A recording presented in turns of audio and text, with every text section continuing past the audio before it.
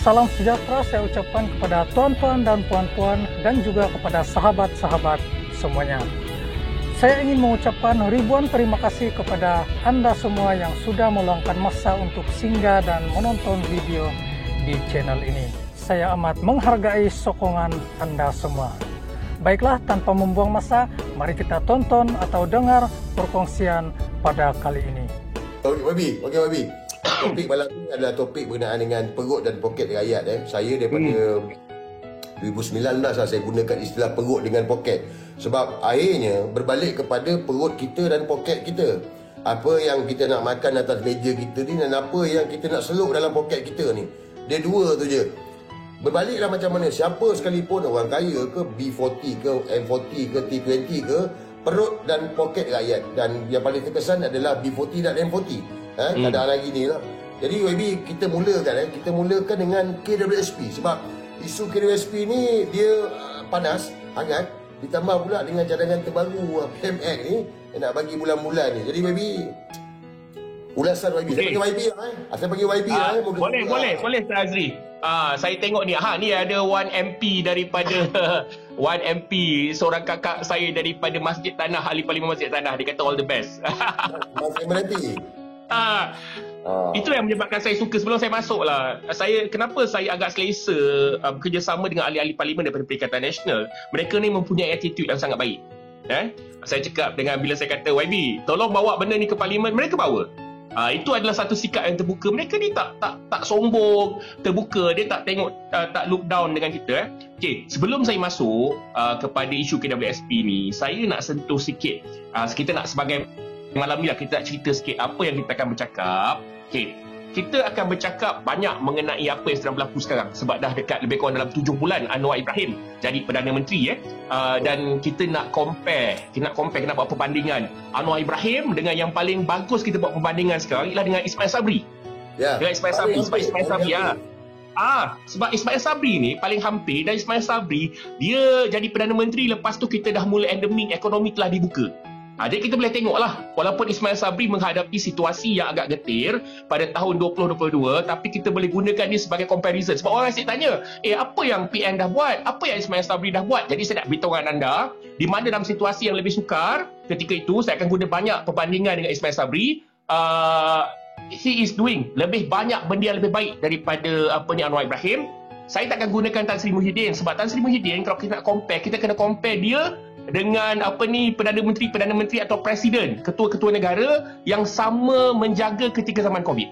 Okey? Dan kalau kita nak tengok data pun, ketika itu data inflasi yang kita beritahu dengan anda semua ni, di zaman Muhyiddin Yassin, data tu memang lebih baik. Itu memang lebih baik, kan? Diorang cakap pasal minyak masak RM45 sebotol ke, benda tu selain daripada satu dua benda isu, secara overall adalah lebih baik daripada Ismail Sabri dan juga dengan Muhyiddin Yassin. Itu yang dengan Anwar Ibrahim. Cerita pasal KWSP ni. Okey. Sebab benda ni daripada semalam kita dengar ramai orang call. Dah 2 hari ni orang call saya, YB apa cerita dengan KWSP ni? Okey. Kita ni sebenarnya ada satu masalah KWSP. Kita cerita pasal KWSP bersasar dululah. Satu perjuangan yang masih tak nampak jalan penyelesaian. Tahun lepas, okey, kita nak buat perbandingan tahun lepas. Ismail Sabri suddenly dia kata, okey, kita bagi 10K one off KWSP. Masa tu ramai tu ambil tau. Ramai yang ambil sampai pengeluaran ketika itu adalah 40 bilion Azri. 40 bilion pengeluaran KWSP 10K masa tu. 40 bilion tu, saya rasa masa tu kan, saya rasalah bacaan saya pada Ismail Sabri ketika itu, dia nampak ekonomi kita ni memerlukan satu kejutan tau. Dia kena ada satu package rangsangan untuk hidupkan ekonomi kita. Tahun lepas, stimulus kita panggil, rangsangan. Sebab tu tahun lepas, dalam berpuluh-puluh tahun, adalah pencapaian pertumbuhan ekonomi yang paling baik. Berpuluh-puluh tahun, tahun lepas, dia masukkan 40 bilion ringgit daripada KWSP tu. Masa tu, rakyat boleh berbelanja. Local ekonomi, orang tua pelancongan, sektor pelancongan tempatan dapat faedah, peniaga-peniaga kecil dapat faedah. Dia yang dapat faedah bukan sahaja orang yang keluarkan duit KWSP ketika itu, juga orang yang yang peniaga-peniaga kecil, pemilik resort semua sekali, dia orang semua dapat faedah lah ketika itu. Okey, apa yang berlaku saya nak cakap dengan anda kita tapi tahun lepas kan, sayangnya lah kita dapat ada masa tu Ismail Sabri terima tekanan. Oh, bubar.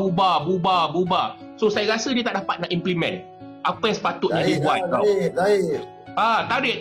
Akhirnya dia bubar. Sedangkan saya kata kalau dia dapat laksanakan sedikit perubahan pada ekonomi, kan, saya rasa UMNO takkan kalah teruk. UMNO akan kalah. Saya terus terang cakap, dia akan kalah. Tapi takkan kalah teruk. Takkan kalah seteruk apa yang Zahid dah buat. Okey. Tapi kita nak bukan cakap pasal tu. Okey. Kita nak bercakap pasal KWSP. So, lepas PRU tu, keluar lagi orang kata nak KWSP. Orang tanya, apa kau ni? Kenapa kau nak KWSP? Kau malas bekerja? Sebenarnya bukan. Selepas COVID, ini satu fenomena global. Kita ada satu golongan tau yang terkeluar daripada selepas COVID. Buyer-buyer kita ni lah yang ada anak kecil, yang ada anak yang baru nak ke college. Mereka ni 35-45 lah paling teruk. Mereka ni kan, dia dah lepas COVID, pendapatan diorang ni jadi mengecil. Diorang hilang kerja masa COVID.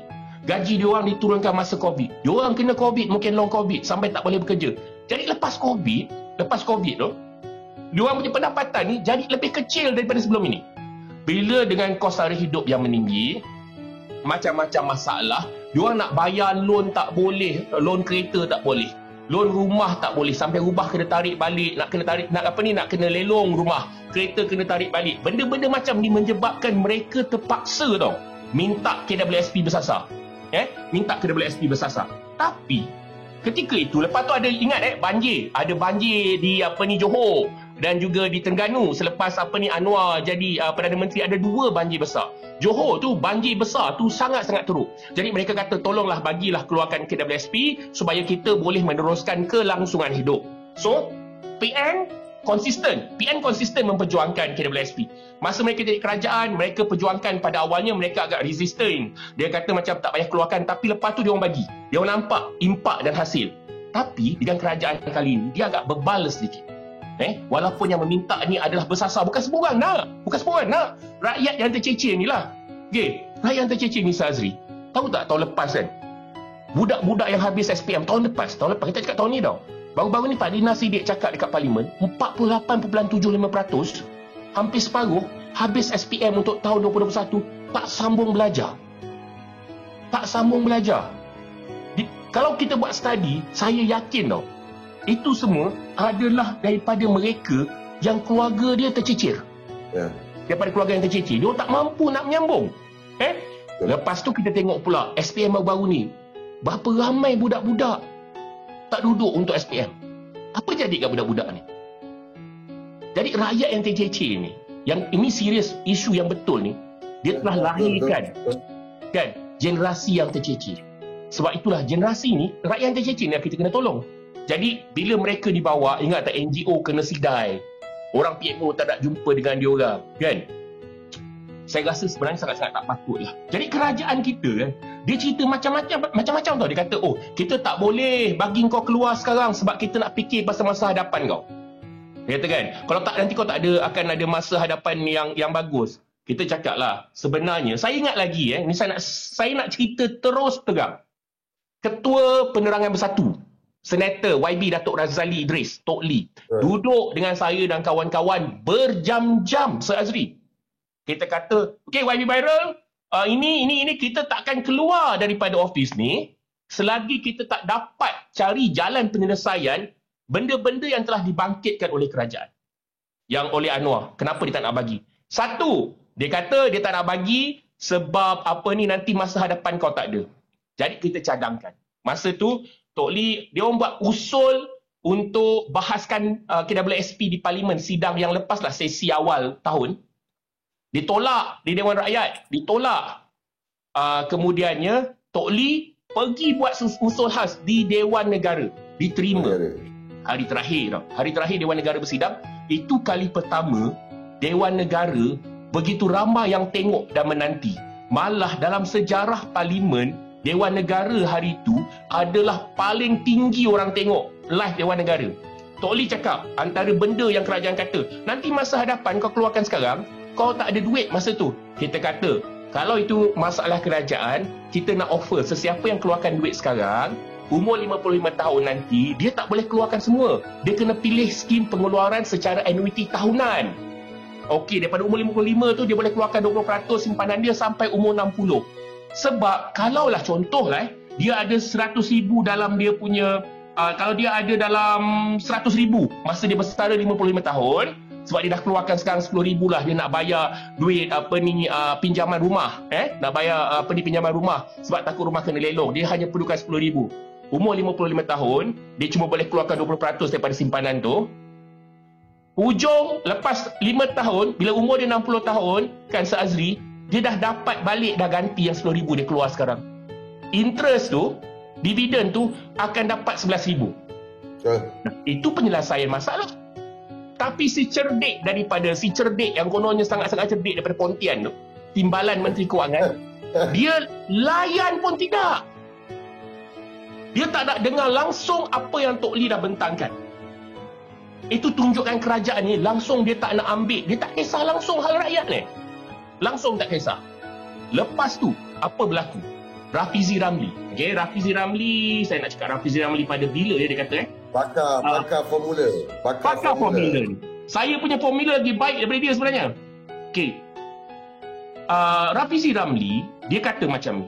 Rafizi Ramli kata, kalau kita keluarkan semua duit, dia tak adil tau. Dia tak adil kepada orang lain. Dia tak adil kepada orang yang tak keluarkan duit sebab dia orang semua akan menjejaskan. Dia akan jejaskan pelaburan KWSP ni. So kalau kau keluarkan duit, kau dividen akan jadi kecil sebab kau dividen aku jadi kecil. So kita kata dekat kerajaan, tak apalah kerajaan, sesiapa yang keluarkan duit sekarang, diorang boleh pilih untuk terima dividen yang lebih rendah untuk tahun ini. Ikut akta. Dia ikut akta. Duit tu duit siapa? Duit rakyat. Itu kan? Itu duit rakyat. So bila dia kata tau, dia bagi argument ni, si Rafizi kata, nanti orang lain dividen dia tak sama. Tak dapat sama. So kita kata ni saya tengok apa kita tulis ketika itu. Okey, kerajaan boleh mengagihkan dividen KWSP dengan cara dividen pelbagai kadar. Mereka yang terdesak perlu mengeluarkan KWSP mereka boleh diberikan dividen lebih rendah ikut akta. Mereka yang tak keluarkan boleh diberi dividen lebih tinggi. Itu adil. Dia tak mahu dengar juga. Okey, sebenar-benarnya Sir Azri, saya nak cerita satu benda. Pada tahun 2021, si cerdik pandai nama Anwar Ibrahim ni, dia memang tak nak, dia tak setuju. Masa ni dia pembangkang tau. Dia ketua pembangkang, dekat parlimen, dia menentang pengeluaran KWSP. Itu sebenar-benarnya. Mula-mula tu, betul.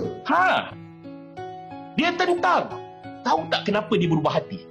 Dia berubah hati pada bulan Mac 2022. Okey, dia buat kenyataan ni. Semua dengar betul-betul. Saya ambil sikit petikan dia Kita biar betul-betul ni mana-mana waliwati ni dengar betul-betul. Okey, ini kau punya Perdana Menteri yang cakap masa dia ketua pembangkang. Saya ambil maklum bahawa terdapat desakan di kalangan rakyat yang mahukan pengeluaran KWSP dibenarkan kerajaan. Seperti yang saya pernah kemukakan soal ini tahun lalu di Dewan Rakyat, saya agak keberatan untuk mendukung langkah ini kerana ia pasti memberi kesan kepada simpanan mereka di masa hadapan. Meski saya tahu pendirian ini sangat tidak popular di kalangan rakyat.